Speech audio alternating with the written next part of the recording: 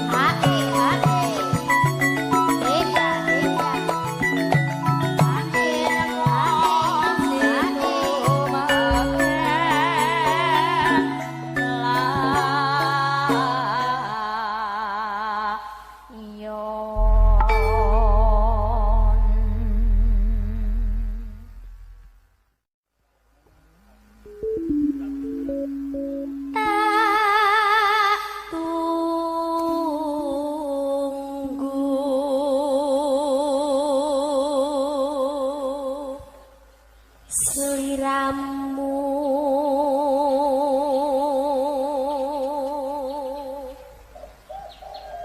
rawo